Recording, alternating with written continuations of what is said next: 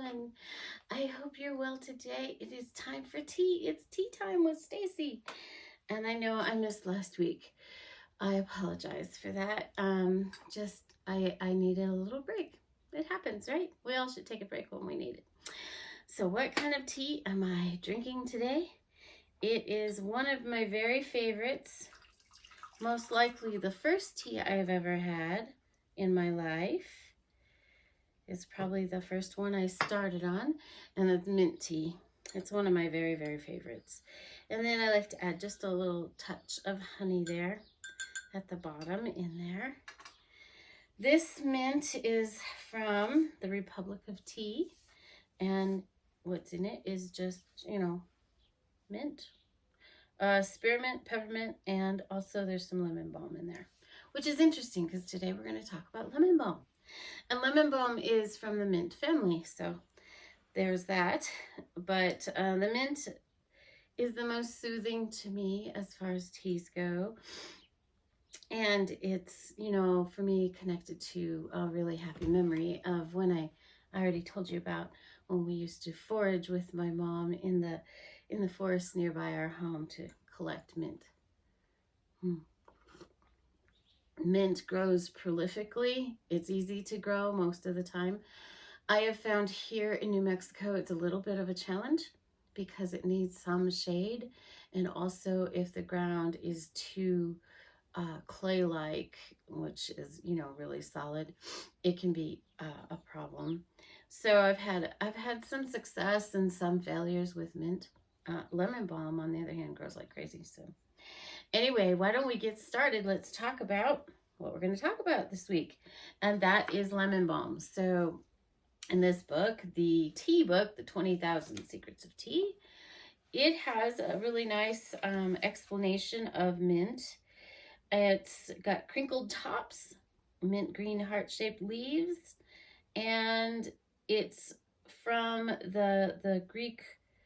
It's really, let's see, the official name is Melissa officinalis, and in Greek means honeybee. The lemon balm has many of the tonic qualities as the queen bee's favorite royal jelly. It was once called a cure-all. It was popular in potions to preserve youthfulness. Let's see. The special feature is nature's antihistamine, and so iced lemon balm tea relieves tension and aids respiratory healing. It's a wholesome tea you can take regularly for antiviral and antibacterial protection to keep allergic attacks at bay. Be Happy is lemon balm is an antidepressant tonic for your nervous system. Says it's particularly attuned to your kidneys and urinary tract to cleanse toxins and renew strength. So that's handy. And then, so under the values, it's antidepressant, antihistamine, antibacterial, antiviral, eases spasms, nervous system tonic, aromatic, digestive stimulant, eases tension in peripheral blood vessels. Very nice. Okay, so the next one, this is the Earthwise Herbal Volume 1. So this is, it says again, Melissa officinalis. It's of the mint family, native to Europe, but widely cultivated for its pleasant lemon scent and taste. It's one of the few aromatic mints that is sour and cooling. It occupied a position of considerable importance in European domestic medicine for the last several centuries. Until recently, many households had a bottle of Klosterfrau Melissengist, or Spirit of Melissa, on hand as a basic nerve sedative.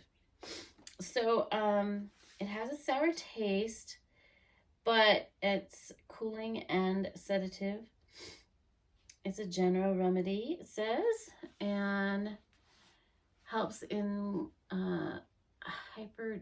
let's not talk about that.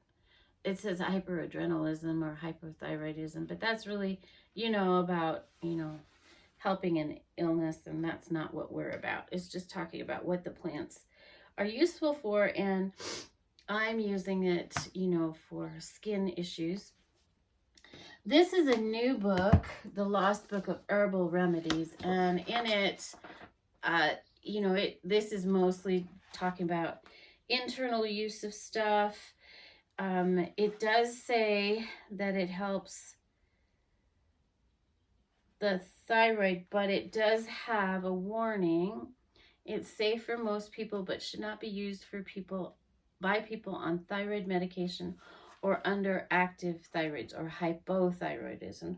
And I always find that's very useful when I'm researching these herbs, because I want to know that, so that I have the options for people who may not want to use lemon balm on their skin, just like any other one, like the lavender or anything like that. So I have like a variety. So if someone doesn't want to use lemon balm on their skin, then I will switch it up and use lavender or chamomile or something like that. So that's one of the reasons, well, that's the biggest reasons I research this stuff, because I want to make sure, you know, if there's a few things out there that might bother some people, then I can adjust and use something else. So like with my hand balms or, you know, skin balms that I use, I have some that have lemon balm in it and I have some that don't. And that's why I list it every time. Okay, here, this one is the Successful Organic Gardening Herbs from Rodale's. And it's just basically talking about what the plant is. It's fragrance, like lemon flavored candy. Lovely. And it grows in zones 4 to 9, full sun to partial shade. And I have found that it's just fine in the high heat here. Does really good. It's a perennial. I love perennials. It says to thin the really thick plantings for air circulation to prevent powdery mildew, and it's hardly ever has any bugs in it. And of course, here where we live, it's super dry, so I do thin it a little bit, but I never have a mildew issue. It's not in either of these other books, which is interesting. So lemon balm was really my very first foray into herbs. Lemon balm and lavender. Those were my very first that I had planted many years ago when I started doing it. And I, you know, to be honest, well, that was 20 some years ago. I did not understand or know all the little things about them. I just thought, oh, this is very cool. Let me plant it here and let it grow. And then I didn't really know what to do with it. I was just like, oh, it's really pretty. And the lavender, I knew I could collect and put stuff, you know, put it in stuff, but I didn't really know about the lemon balm. So over the years, I've learned a lot about it, and I just really do love it. It's such a soothing plant, and I love it in the lotions because it is very soothing for the skin. But like I said, because it does have one contraindication, I do have many other options. But that's why it's really good to research your herbs, because like if you're using a lot of essential oils, and I want to know, what is the herb? What's that plant do? And what are the indications with it, so that I have a good education of what I'm using. And, you know, I just love all these things, so I like to research it. It's a really good mint tea today.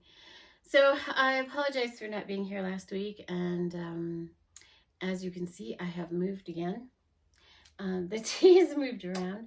We've got some exciting things going on. I'm going to be updating everything on my vlog, so stay tuned for the vlog so I can tell you everything that's going on. And I know you've seen some of the little videos, but we're working on a new space right here, and so I'm very excited about that. But I am moving around quite a bit. Today it's this little corner, which is one of my very favorites, and I have this beautiful print here by Nature Muse Imagery. It's just gorgeous, and I figure I might as well just tell you everything that I've got going on here. Got the tea, we talked about that. These earrings, aren't they cute? They're from By Ray of Sunshine. Go check her out. Thank you so much again hanging out with me. And next week, let's talk about, what should we talk about? Chamomile. Chamomile is a fabulous, wonderful, skin soothing. If you've noticed, I'm really into the soothing stuff. That's what I do. So I hope you enjoyed today. Have a beautiful day out there. Be gentle with yourself. There's only one you.